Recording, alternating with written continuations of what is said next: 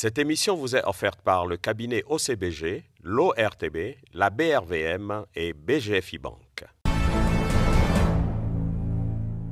Le Fonds monétaire international a décerné un satisfecit à la gouvernance économique du Bénin par rapport au respect des engagements vis-à-vis de l'institution. Et puis la Banque africaine de développement projette quant à elle une croissance de 6% pour 2018. Dites-nous quels sont vos commentaires. Quels sont alors les principaux indicateurs qui ont permis d'avoir justement cette projection? Comment devrait-on atteindre véritablement cette croissance? FMI a été sollicité par le gouvernement actuel pour mettre en place une facilité de financement qui s'appelle FCE, Facilité de crédit étendu, qui est d'environ 158 millions de dollars, étalée sur 3 ans.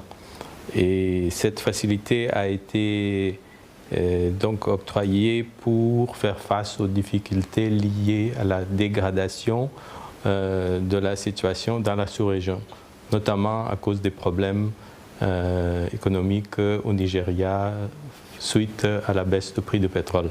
Et donc cette facilité engendre une revue régulière de la part de FMI de la situation économique du pays. Et donc ils ont constaté qu'en 2017, le taux de croissance du PNB serait de 6%. Et la projection pour 2018 est de 8,4%. Et ceci est essentiellement dû à une gestion plus rigoureuse des finances publiques et puis une très bonne performance du secteur agricole.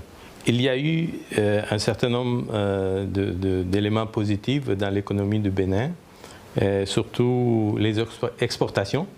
Les exportations ont augmenté de 16% en 2017. C'est un facteur important pour le renforcement du PNB.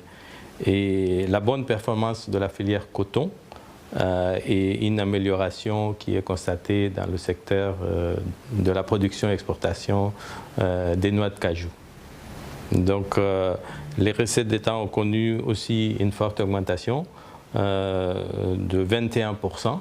En 2017, et ceci après une baisse qui était enregistrée en 2016 de l'ordre de 9%. À mon avis, les perspectives de croissance sont bonnes, surtout parce que le secteur agricole est bien orienté, le secteur coton se développe bien.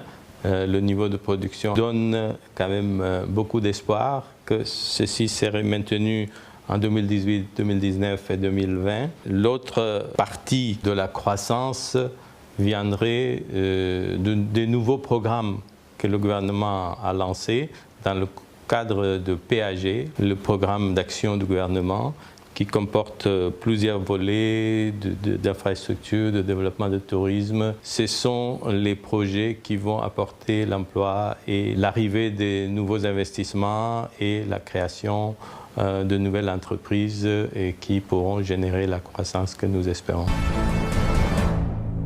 Dans un contexte marqué par des négociations sur le Brexit, le Royaume-Uni, qui quittera l'Union européenne en mars 2019, réfléchit à la diversification de ses investissements dans le monde, particulièrement sur le continent africain. La Commonwealth Development Corporation, CDC, institution financière de développement créée en 1948, finance le secteur privé en Afrique et en Asie. Mettant le cap sur l'Afrique francophone, l'organisme présent en Côte d'Ivoire et au Sénégal veut augmenter les investissements britanniques dans l'espace francophone, notamment en Mauritanie et au Burkina Faso. La CDC a déjà investi dans une centaine d'entreprises dans cette partie du continent, dont des groupes hôteliers et des institutions financières. Explorant de nouvelles opportunités, les dirigeants de la CDC affirment disposer plus de fonds pour investir en Afrique. L'institution a commencé à investir directement dans les entreprises il y a 5 ans, notamment par des prises de participation. L'organisme britannique privilégie des secteurs à croissance rapide et générateurs d'emplois directs ou indirects. L'industrie manufacturière, l'agro-business, les services financiers, les infrastructures de base, le bâtiment, la santé et l'éducation.